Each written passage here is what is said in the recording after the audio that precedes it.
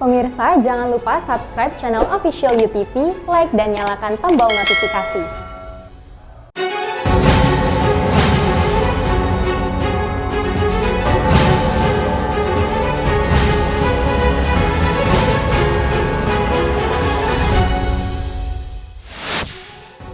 Bea dan Cukai menemukan peredaran barang-barang ilegal, telepon seluler dari Singapura, dan rokok tanpa pita cukai menjamur di pasaran. 2 dari 3 terpidana kasus pencurian dengan pemberatan masuk dalam daftar pencarian orang DPO Kejaksaan Negeri Bintan. Seorang pemuda tertangkap basah saat melakukan aksi pencurian kotak infak di masjid berdasarkan rekaman CCTV. Halo pemirsa, kita berjumpa dalam program U-News. Program ini memberikan informasi bermakna kepada Anda mengenai sejumlah peristiwa menarik di tanah air. Bersama saya, Fahrian Bahri, dan inilah U-News lengkapnya. Kantor Pengawasan Pelayanan Bea dan Cukai KPPBC tipe Madya Pabean Juanda Sidoarjo, Jawa Timur menemukan peredaran barang-barang ilegal telepon seluler dari Singapura dan rokok tanpa pita cukai menjamur di pasaran. Kepala Kantor Wilayah Bea Cukai Jawa Timur 1, Patmoyo Triwikanto di Sidoarjo pada Kamis 18 November mengungkapkan, barang-barang ilegal tersebut didominasi oleh telepon seluler HP dan tembakau jenis sigaret atau rokok yang tanpa dilengkapi pita cukai. Jumlah telepon seluler yang diamankan sebanyak 84 unit dengan total nilainya 1,47 miliar rupiah. Diketahui berasal dari luar daerah Pabean yaitu Singapura dan Hong Kong, yang dibawa oleh sejumlah penumpang pesawat terbang yang turun di Bandara Juanda Sidoarjo. Selain itu, Bea Cukai menemukan tembakau jenis sigaret tanpa dilengkapi pita cukai yang diamankan sebanyak 1.320.980 batang dengan total nilai mencapai 1,3 miliar rupiah dengan perkiraan kerugian negara sebesar 887.049.000 rupiah. Ini merupakan kegiatan dari teman-teman di KPPBC Juanda, unit pengawasan untuk melakukan cyber crawling. Biasanya modus yang selama pandemi ini adalah perdagangan dengan online. Jadi platform-platform online, pembeli melalui platform online, penjual juga seperti itu, dan kita tegak di jasa titipan. Upaya mengamankan hak-hak keuangan negara. Barang-barang ilegal yang berhasil diamankan tersebut dimusnahkan di halaman kantor Bea Cukai Juanda Sidoarjo pada Kamis 18 November. Proses pemusnahan melibatkan perusahaan pengolahan limbah organik dan non-organik, dilaksanakan menurut prosedur sesuai jenis barang agar tidak merusak lingkungan. Dari Sidoarjo, Jawa Timur, Kantor Berita Antara, UTV, mengabarkan. 2 dari 3 terpidana kasus pencurian dengan pemberatan masuk dalam daftar pencarian orang DPO Kejaksaan Negeri Bintan. 1 diantaranya berhasil ditangkap petugas kepolisian dari Polsek Bukit Bestari, Tanjung Pinang pada Jumat 19 November. Salah satu dari 3 orang terpidana kasus pencurian dengan pemberatan yang masuk dalam daftar pencarian orang DPO Kejaksaan Negeri Bintan berhasil ditemukan oleh petugas kepolisian dari Polsek Bukit Bestari, Tanjung Pinang pada Jumat 19 November. Kepala Seksi Pidana Umum Kejari Bintan Gustian Juanda Putra mengatakan, terpidana tersebut ialah pria bernama Alif. Dan kita menuju ke sana berhasil mengamankan DPO ini. Alif beserta 2 terpidana lainnya sempat divonis bebas dan tidak bersalah oleh majelis hakim. Namun, setelah melalui proses kasasi, ketiganya terbukti bersalah dan melanggar pasal 363 ayat 1, 4, dan 5 Kitab Undang-Undang Hukum Pidana. Salah satu babil di Polsek Bukit Bestari menghubungi kita, menyampaikan informasi bahwa DPO kita yang bernama Muhammad Alif itu berada di daerah Sungaigang. Setelah berkoordinasi dengan kita dan juga informasi dari kakaknya, tim dari mereka dan kita menuju ke sana berhasil mengamankan DPO ini. Hingga saat ini Kejaksaan Negeri Bintan masih memburu 2 terpidana lainnya yang merupakan rekan Alif. Sebelumnya ketiga terpidana sempat menjalani masa tahanan selama 4 bulan lamanya. Pada saat tingkat pengadilan negeri, para terdakwa baru menjalani hukuman lebih kurang 4 bulan, sehingga masih ada sisa pidana penjara yang harus dijalani oleh terpidana ini selama lebih kurang 1 bulan. Gustian menghimbau agar masyarakat yang menemukan kedua terpidana lainnya dapat melapor ke Kejaksaan Negeri Bintan. Dari Bintan, Kepulauan Riau, Muhammad Khairuddin, UTV mengabarkan. Seorang pemuda di Tanjung Pinang tertangkap basah saat melakukan aksi pencurian kotak infak di Masjid An-Nuruddin, Jalan Kota Piring, Tanjung Pinang, Kepulauan Riau, Jumat 19 November. Aksi pelaku kepergok langsung oleh penjaga masjid saat mencoba membuka kotak infak di toilet masjid. Dari rekaman CCTV.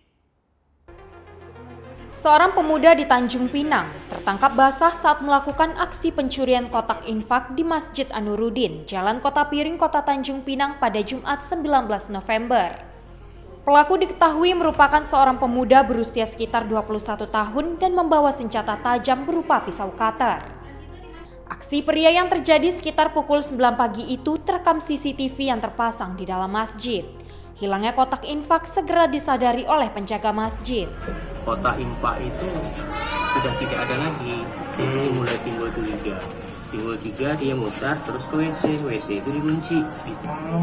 Jadi kotak infak itu dibawa ke WC. Nah, itu dia mulai membongkar. Mulai membongkar kan kita dari besi itu. Bahannya dari besi, plat itu. Kemudian apa namanya, gembok itu agak besar, jadi agak susah untuk membongkar. Pelaku diperkirakan menggunakan sajamnya untuk membuka kotak yang terbuat dari besi dan kaca itu. Pelaku sempat mengambil uang senilai Rp30.000 dari kotak tersebut. Saat ini, pelaku telah diamankan oleh pihak kepolisian setempat. Dari Tanjung Pinang, Kepulauan Riau, Muhammad Khairuddin, UTV mengabarkan. Komisi Perlindungan Anak Indonesia, KPPAD, Dinas Pendidikan dan Inspektorat Jenderal Kemendikbud menemukan bukti kuat dugaan kekerasan dan penganiayaan terhadap siswa Sekolah Kejuruan Penerbangan Dirgantara Batam, Kepulauan Riau. Hingga saat ini, pemerintah Provinsi Kepri bersama lembaga terkait tengah menyelidiki kasus kekerasan terhadap para korban di SPN Dirgantara Batam. Pemerintah Provinsi Kepulauan Riau bersama 4 lembaga yakni Komisi Perlindungan Anak Indonesia, KPPAD, Dinas Pendidikan dan Inspektorat Jenderal Kemendikbud menemukan bukti kuat dugaan kekerasan dan penganiayaan terhadap siswa Sekolah Kejuruan Penerbangan Dirgantara Batam, Kepulauan Riau. KPAI menilai kekerasan pada anak yang terjadi di SPN Dirgantara Batam mencoreng nama pendidikan. Kekerasan tersebut berujung opsi penutupan izin operasional sekolah. KPAI bersama lembaga lainnya membentuk tim investigasi terkait kasus kekerasan pada anak tersebut dan mendampingi korban selama masa pemulihan dan pemberian keterangan di Polda Kepri. Jadi akhirnya akan dibentuk tim investigasi untuk kasus ini. Nah, tim investigasi itu terdiri dari beberapa unsur karena ada beberapa audit ya, mulai dari audit sifatnya dokumen, keuangan, sampai proses pembelajaran. Apakah sekolah ini bagaimana kelanjutannya? Ya, karena kekerasannya ini sendiri akan kami laporkan ke Polda. Ya, jadi besok hari Jumat pun kami akan membuat laporan ke Polda terkait ini dan juga akan tetap di backup atau dilindungi oleh pemerintah provinsi. Nah, mengenai rehabilitasi psikologi anak-anak yang mengalami kekerasan, trauma healing akan dilakukan oleh Dinas Pendidikan dan Perlindungan Anak. Kemudian P2TP2 akan mendampingi anak-anak pada saat proses pemeriksaan kepolisian. Sementara itu, Ketua KPPAD Batam mengatakan, hasil tim investigasi yang sudah dibentuk ditemukan kesamaan data dan pernyataan dari korban. Berupa foto dan rekaman CCTV menggambarkan sel untuk siswa yang dilengkapi dengan jeruji besi di SMK SPN Dirgantara Batam.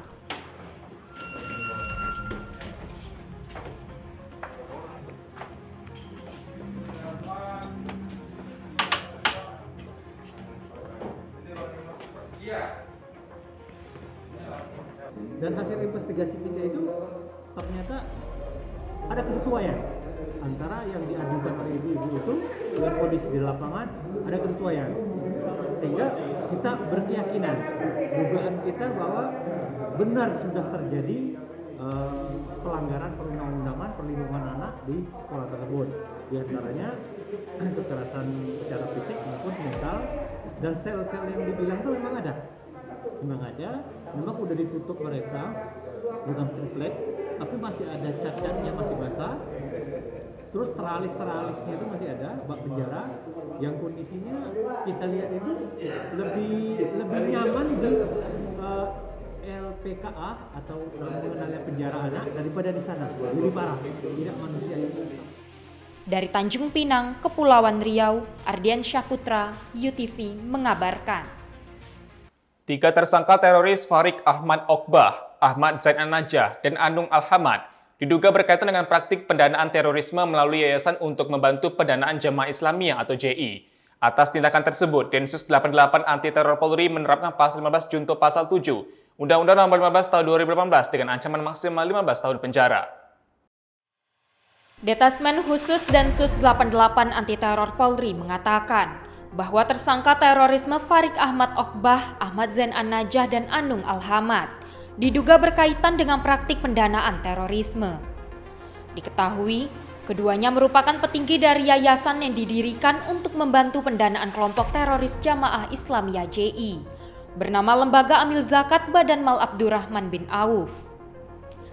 Atas pendanaan terhadap kelompok teroris tersebut, Densus 88 menerapkan pasal 15 junto pasal 7 Undang-Undang Nomor 15 Tahun 2018 tentang tindak pidana terorisme dengan ancaman pidana maksimal 15 tahun penjara.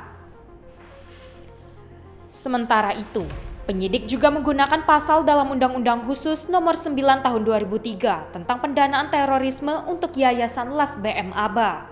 Ya, tentu tindakan dan upaya yang dilakukan mengacu kepada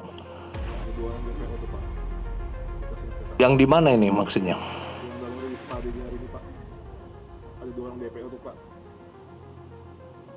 Oh ya, datanya belum ada di sini, nanti kita susulkan ya. 2 status DPO akan saya susulkan datanya nanti. Kalau DPO itu tentu sesuatu yang tidak dirahasiakan, namanya juga daftar pencarian orang. Pasti akan kami sampaikan. Dan yang ketiga, terkait dengan penanganan 3 tersangka terorisme yang ditangkap Densus 88 di Bekasi beberapa hari yang lalu. Kami sampaikan kepada rekan-rekan, Densus 88 telah menetapkan tersangka dan terhadap 3 tersangka tindak pidana terorisme yang diamankan, yaitu AZA, FAU, dan AA, akan dikenakan pasal 15 junto pasal 7 Undang-Undang Nomor 15 Tahun 2018 tentang terorisme. Sedangkan untuk Lembaga Amal Zakat BM Aba yang terkait dengan Lembaga Amal Zakat akan dipersangkakan dengan undang-undang khusus, yaitu Undang-Undang Nomor 9 Tahun 2003 tentang pendanaan terorisme. Adapun tersangka yang ditangkap sebelumnya dikenal sebagai sosok penceramah. Farid Ahmad Okbah merupakan Ketua Umum Partai Dakwah Rakyat Indonesia PDRI. Sementara Ahmad Zain An-Najah merupakan anggota Komisi Fatwa MUI Pusat yang kini telah dihentikan. Dari Jakarta, Denny Hardimansyah, UTV mengabarkan. Gunung berapi Cumbre Vieja di Pulau La Palma memuntahkan lava ke langit pada 19 November. Dengan beberapa aktivitas gunung berapi yang paling intens sejak mulai meletus tepat 2 bulan sebelumnya pada 19 September. Gunung berapi Cumbre Vieja di Pulau La Palma memuntahkan lava ke langit pada 19 November dengan beberapa aktivitas gunung berapi yang paling intens sejak mulai meletus tepat 2 bulan sebelumnya pada 19 September. Dari Spanyol, Kantor Berita Antara, UTV mengabarkan. Terima kasih telah menyaksikan informasi yang kami sajikan. Tetap saksikan News selanjutnya. Salam sehat, sampai jumpa.